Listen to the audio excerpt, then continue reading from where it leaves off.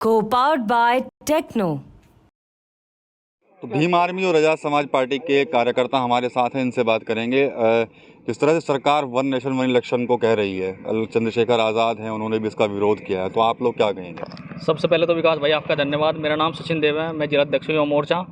देखिए सरकार जो है यहाँ पर वन नेशन और वन इलेक्शन की बात कर रही है, लेकिन देखिए यहाँ पर जो इलेक्शन कमीशन है उससे पहले भी उसने कहा था कि मैं 2 राज्य जो हैं उनमें इलेक्शन करवाने में संभव नहीं हूँ। जब ये 2 राज्यों में इलेक्शन नहीं करवा सकते तो क्या पूरे 28 स्टेट में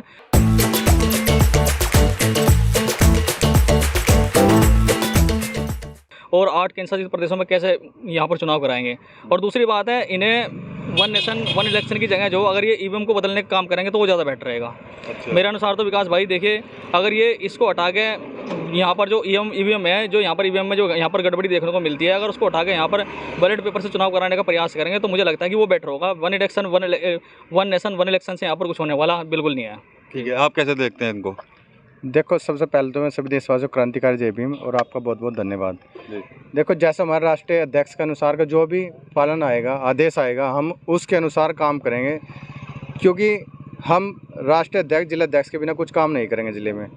और ये बीजेपी अपनी तानाशाही दिखाएगी मशीनों की, तो चलता है। अगर यह है कि हम इस पर आंदोलन खड़ा कर देंगे, ऐसे काम इन्होंने करना चाहा तो हम इस पर एक बड़ा आंदोलन करेंगे जिला अध्यक्ष के अनुसार।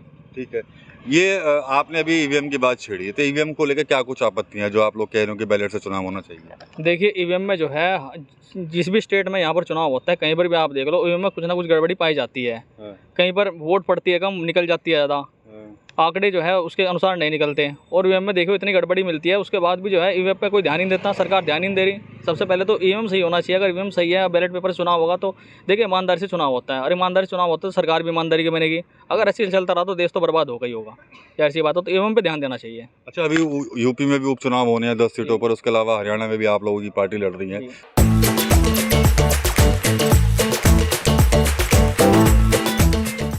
तो क्या लगता है कि नतीजे किस तरह के रहेंगे? देखिए हमारे जो पार्टी है, जो उत्तर प्रदेश है, उत्तर प्रदेश में उपचुनाव जो होने वाले हैं, यहाँ पर 10 सीटों पर चुनाव लड़ रही है। और यहाँ पर AIMIM के साथ जो है हमारा गठबंधन भी हो चुका है, तो यहाँ पर मिलकर हम लोग चुनाव लड़ेंगे। और मुझे उम्मीद है कि पूरी 10 पे 10 सीटें जो है हमारी, उस पर हम लोग विजय प्राप्त करेंगे। क्योंकि जो हमारे कार्यकर्ता है, हमारे एडवोकेट बड़े भाई चंद्रशेखर आज़ाद जी है, हमारे जितने भी पदाधिकारी यहाँ पर है, दिन रात जो है संघर्ष कर रहे हैं, सड़कों पर उतरकर मेहनत कर रहे हैं।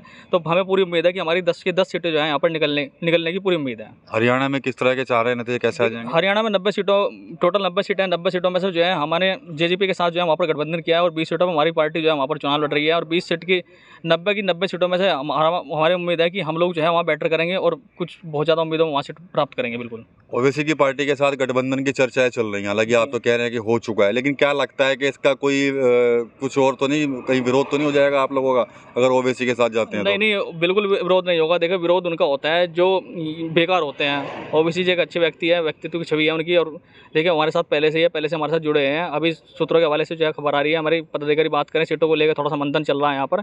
जैसे ही मंथन यहाँ पर हो जाएगा सीटों को लेकर तो अनाउंसमेंट भी हो जाएगी, घोषणा भी कर दी जाएगी। जी। तो कितनी सीटें जीत जाएंगे फिर 10 सीटों में अगर गठबंधन होता है? 10 सीटों पर अगर चुनाव है तो 10 की 10 सीटें हमारी बिल्कुल जीतेंगे। हमने बहुत मेहनत कर रखी, बहुत संघर्ष करा। 10 सीटों हमारे पदाधिकारी कार्यकर्ता बहुत लगातार मेहनत कर रहे हैं। चंद्रशेखर को कुछ लोग समाज का गद्दार बताते हैं, देखा होगा आपने, एक वो घूमते हैं नेशनल भीम आर्मी वाले, क्या नाम, लोकेश कटारिया, कह रहे समाज का गद्दार है, उनको तो अपना नाम चांद मोहम्मद रख लेना चाहिए। देखिए लोकेश कटारिया जैसे जो व्यक्ति है, ये समाज को बांटने का काम करते हैं। और जो समाज में काम करता है, सड़क पर उतर का काम करता है, संघर्ष का काम करता है, उसके दुश्मन जो है 10 खड़े हो जाते हैं। और हमारे बड़े भाई एडवोकेट चंद्रशेखर आज़ाद जी जो है सड़कों पर उतरकर जो है संघर्ष कर रहे हैं, काम कर रहे हैं, बहुजन समाज के लिए जो है यहाँ पर काम कर रहे हैं। लोकेश कटारिया जी क्या कर रहे हैं? आइए कभी मैदान में उतर कर देखिए, समाज के लिए कुछ कीजिए।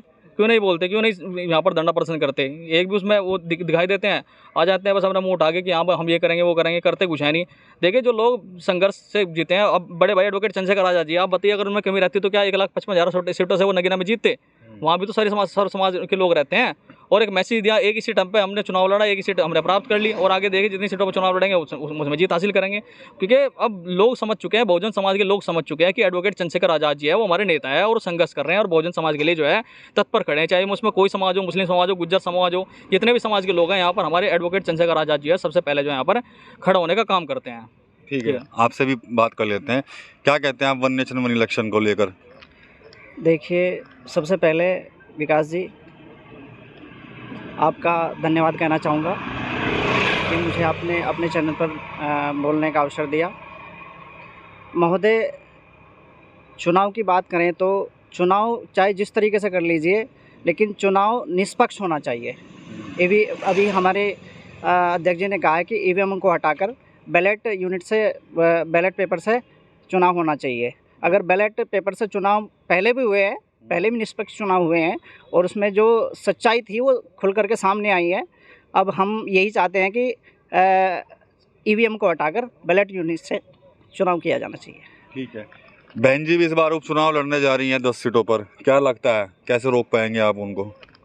देखिए, बहन जी से हमें कोई विरोध नहीं है ना, हम कभी बहन जी का विरोध नहीं करते। देखिए, यहाँ पर सीट वो निकाल लेगा जो मेहनत करेगा, जो संघर्ष के दम पर मेहनत करेगा। अगर बहुजन समाज पार्टी या बहन जी के कार्यकर्ता पदाधिकारी मेहनत करेंगे तो उनकी भी सीट निकलेगी। देखिए, और दूसरी बात है, वो मेहनत कर ही नहीं रही। अगर वो मेहनत करते तो उनका बुरा हाल नहीं होता, ना लोकसभा में बुरा हाल होता, ना विधानसभा में लोकसभा बुरा हाल होता। और हमारे लोग जो है मेहनत कर रहे हैं, अपने संघर्ष से जो है सीटों को यहाँ पर निकालने का काम कर रहे हैं। तो जो लोग मेहनत करेगा, देखो उनकी सीट तो निकलनी है, चाहे वो बहुजन समाजवादी पार्टी है, चाहे हमारी आज़ाद समाज पार्टी है, चाहे वो कोई सी भी पार्टी हो। जो संघर्ष करेगा उसकी सीटें निकलेगी जी। तो ये भीम आर्मी और आज़ाद समाज पार्टी के कार्यकर्ता हैं, आज सहारनपुर पुलिस लाइन पहुंचे थे, तो हमने यहाँ पर इनसे वन नेशन वन इलेक्शन को लेकर बातचीत की है, लेकिन इन्होंने कहीं ना कहीं ईवीएम का मुद्दा जो है वो यहाँ पर उठा दिया। इसके बाद एक बड़ा दावा इनकी तरफ से किया जा रहा है कि जो यूपी में उपचुनाव होंगे वहाँ पर हमारा जो बातचीत है, हमारी पार्टी की जो बातचीत है वो एआईएम के साथ चल रही है और जल्द ही सीट शेयरिंग का जो फार्मूला है वो तय हो जाएगा। सभी की 10 सीटों पर बड़ी जीत का दावा जो है वो उनकी तरफ से किया भी जा रहा है। TV9 यूपी के लिए सहारनपुर से विकास कपिल। Co-powered by Techno.